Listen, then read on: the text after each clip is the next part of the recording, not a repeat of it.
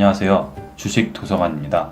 이번 영상에서는 주식을 어떻게 분석하고 투자를 해야 하는지에 대해 이야기하려고 합니다. 주식을 분석하는 방법에는 크게 두 가지로 나눌 수 있습니다. 기본적 분석과 기술적 분석으로. 기본적 분석이란 기업이 가진 내재 가치를 통해서 주식을 분석하는 방법입니다. 경제 분석, 산업 분석, 기업 분석과 같은 환경적 분석과 재무제표를 중심으로 기업의 재무 상태와 경영 성과를 평가하는 재무 분석이 있습니다. 반면에 기술적 분석이란 과거의 주식 가격 및 거래량의 추세와 변동 패턴에 관한 정보를 통해 미래 증권 가격의 움직임을 예측하는 분석 방법입니다. 쉽게 차트 분석이라고 생각하시면 될 것 같네요.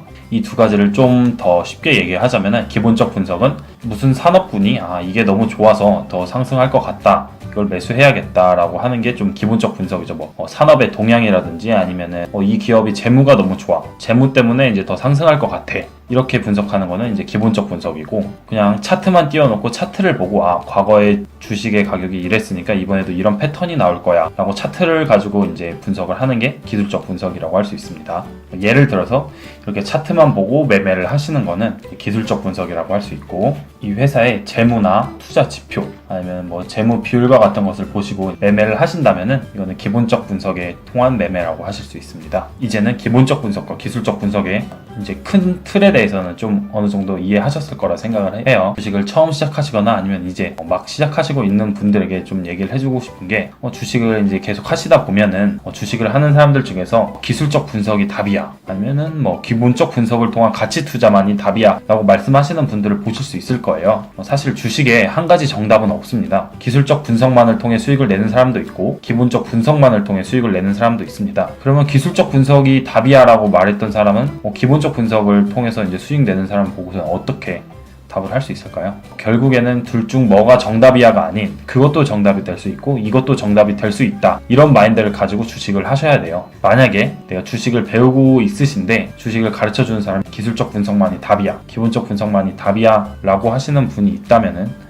그거는 좀 사실 주식을 정확하게 이해하고 있지 못하지 않나 라는 생각이 들어요. 둘 중 뭐가 낫다고 비교하기보다는 두 가지 모두 해보시고 자신에게 잘 맞고 자신 있는 분석을 통해 수익을 내면 그게 정답인 거거든요. 그러다 보니 이제 주식의 정답은 여러 가지가 될 수가 있어요. 이것도 될 수 있고 저것도 될 수 있고. 따라서 자기가 원하고 자기에게 맞는 분석 방법을 찾는 것이 중요하지, 주식에 한 가지 정답만 있다고 생각하고 그 정답을 찾으려고 하신다면 정말 힘들 거예요. 그래서 좀 마인드를 이것도 정답이 될 수 있고 저것도 정답이 될 수 있다 라고 생각하시고 다양한 걸 열어놓고 스스로 공부를 한번 해보시는 편이 더 수익을 내는데 좋은 방법이라고 생각을 합니다. 제가 하는 매매법에 대해서 말씀드리자면은, 저는 기술적 분석을 한 8, 기본적 분석을 한 2 정도로 비중을 두고서는 매매를 하고 있습니다. 이 이유는 제가 처음 주식을 시작할 때 기술적 분석을 통해 좀 시작을 했고 이 부분이 좀 저에게는 더 잘 맞더라고요. 그래서 저는 기술적 분석을 좀 중점적으로 두고 매매를 하고 있습니다. 물론 저도 대학이 경제학이다 보니까 이제 기본적 분석에 대해서 많이 학교에서도 배웠고 또 이제 주식을 다시 시작하면서 또 이제 새로 공부를 하면서 많이 배웠어요. 근데 사실 저는 좀 기본적 분석이 잘 안 맞기도 하고 좀 한계를 좀 많이 느껴서 기술적 분석을 지금은 중점으로 주식 투자를 하고 있습니다. 하지만 비중이 적더라도 기본적 분석을 좀 같이 사용하는 이유는 결국 리스크를 좀 줄이기 위해서입니다. 아무리 차트가 좋더라도 기본적인 기업의 내재 가치가 좋지 않다면 항상 리스크가 존재하고 있는 거거든요. 주식은 결국 리스크 대비 얼마나 수익을 낼 수 있느냐에 대한 싸움인데, 이 리스크는 떨어뜨리고 수익을 극대화할 수 있는 방법을 찾아야 됩니다. 그러다 보니 저는 기본적 분석도 어느 정도 리스크를 낮출 수 있는 방법이라고 생각을 해서 그걸 같이 사용하고 있어요. 예를 들어서 이 경남제약이라는 종목은